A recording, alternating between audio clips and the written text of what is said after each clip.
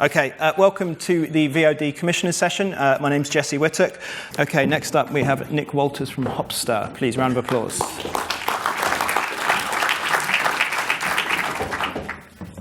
Welcome, Nick. Thank you. So, Hopster, another SVoD platform.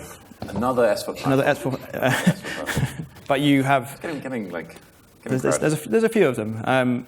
But I guess you guys have a unique place in the market in that you took on an early position in the space, I guess. Yeah, I mean, it's kind of strange to say now, but when we first launched right back in 2013, certainly in the UK, we were really one of the only places in the App Store you could get premium video in an app. There was not only was there no Netflix Kids, there was no Netflix. There's no YouTube Kids. There's no iPlay Kids. So yeah, we've been at it for a while now, since back into 2013. And it launched initially as a UK service. Initially UK. Yeah, and you are now selling. You're now available across about 100 countries. Although we focus principally on UK, USA, Australia, New Zealand, France, and Scandinavia. Okay. When you have to now position yourselves against some of the very well-financed US companies in the same space, where do you see yourselves in the market? Oh, I mean, I think one of the things that we always try and get people to get about Hopster is when we talk about Hopster, we say we're a play and learning platform.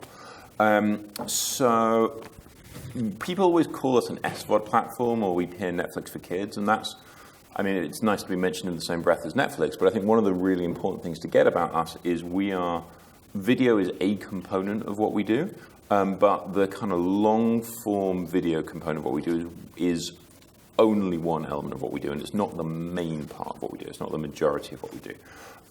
So we do a lot of learning video. We do a lot of short-form learning video. That works well for us. We do a lot of music, and that's worked well for us. We do in excess of 1 million gameplays a month. So the interactive side of what we do has got really important. We do, and we launched books earlier this year in partnership with HarperCollins. So when I think about how we differentiate ourselves from someone like a Netflix or like a YouTube Kids, it's a real focus on learning, and it's that breadth of content that makes a difference. Okay. Do you have a VT? We do. Yeah, it might be a good time to play that.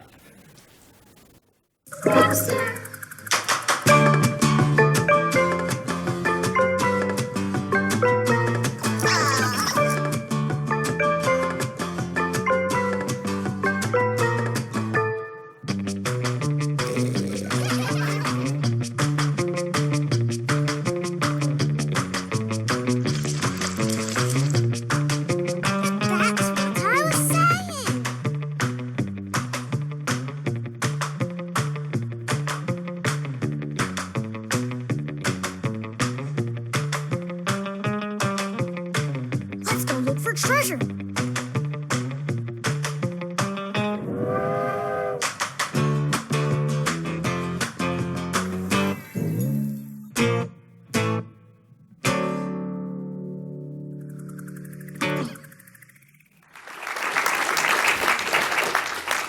So you're clearly licensing some big brands there. There was Ben and Lola and some others.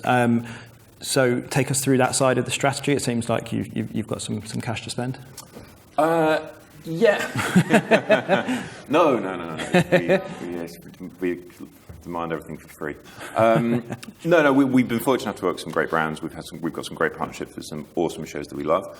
I think everything that we do on Hopster fits into our curriculum. So we have a curriculum that sits underneath the platform. Every piece of content we have fits somewhere into that curriculum. And where we take a show which comes from the entertainment world, like Peppa Pig, we take that because it's a great show, it's loads of fun to watch. We also think that a show like that really does teach kids something about the relationships within a family, about managing your emotions, about sharing. So even a show which maybe is perceived as an entertainment show, we will always look for something that fits into the curriculum.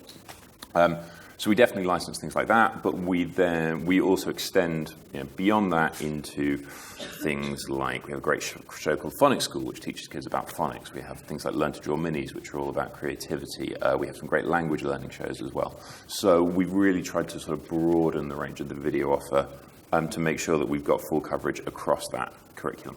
Okay. When you look at commissioning shows, I know in the past you've talked about having a different approach to that to the number of sort of traditional broadcasters. What excites you about a new idea? So I think there's a couple of things. I think one of the things we've talked about a few times around this conference on a few different sessions is this idea that there's kind of an interesting space opening up between broadcast, like the sort of big multi-million pound budget shows, and what you might call the bedroom end, kind of the very cheap, very fast turnaround unboxing videos. And I think increasingly where you see most of the interesting innovation happening is kind of between those two, slightly higher budgets, but still keeping that fast turnaround, that rapid iteration, that ability to learn from what is working and kind of do more of it, but on a digital time frame rather than those kind of slower, more expensive traditional linear TV budgets. So I think that's kind of the area we play in. I think that's probably the fastest growth area that we see in commissioning right now. For us, when we look for things there, we're looking for things that fit our curriculum, that drive that learning positioning. We're also increasingly looking for things that we feel at least have the potential to live across multiple types of content. We'll normally want to start in one place. We don't want to try and be everything to everybody straight away, but we've got a great show coming through at the moment called Clever Brenda, which is basically all about how stuff works and finding out all about recycling, or where does water go when it goes down the plug hole. That's something that we also sort of very clearly see a path for it to go and be not just a video property, but also go and be a game or something interactive, and really kind of come to life across the full range of what we do. Okay, and who's that coming through with? That was produced by a studio called Rude. Okay, so you're open to studios big and small, effectively. Yeah. Okay, it's a global service. Do you need exclusive rights internationally to work on a show, or is there co-production potential? We don't need exclusive rights. I think so. Anything we're licensing, we're not going to license exclusively. Like, we're not in the business of trying to outbid Netflix for exclusive rights, because it's nice to give them a chance. But anything, what we're not going to do is people often come to us and it's like, hey, I've got 80% of the budget secured for my £3 million show. Can you come and top it up with 200 grand? And honestly, the answer to that is going to be no, because there's not. Our budgets are sufficiently small that when we deploy them, we want to deploy them on something that really is going to be like a brand carrier for us, and being like one of 10 participants and funding 11 minutes just doesn't really make sense.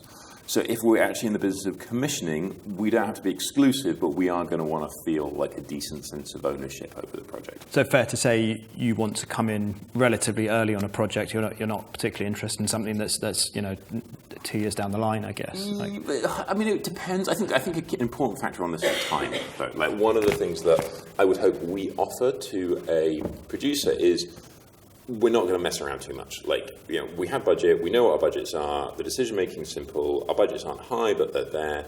If we like something, we will sign it off, get it into production, and have it on the platform in like months rather than years. And as soon as you get into this kind of thing about, we're partnering up with 3 other people, and we're waiting for the large terrestrial broadcaster to make their mind up, it just slows the whole process down, and that's like, at that point we are no longer able to offer the thing that we should be able to offer a producer, which is the ability to move quickly and get something done and start learning. So that's not really where we're at. And you probably would have moved on by that point already, I assume. Yeah, right. Oh, yeah. I mean, that's it's not really how we try and run faster. Yes. Generally. Yeah, makes sense. Okay. And just so there is more to the service than just the video. So you're open to music commissions, and does everything have to be packaged, I guess, or is it all? Can it come from just a single project? No, I mean we have found stuff in unusual places. We have a fantastic show called Casper Baby Pants that we discovered, I think mainly because the guy who made it used to be in a grunge band that I liked. And then he had kids and started making songs for his kids and put them on YouTube, and they're awesome. So we picked them up from there. So no, some of our biggest hits have come from things that weren't packaged, but we just thought were going to be great. All right, fantastic. Round of applause for Nick, please.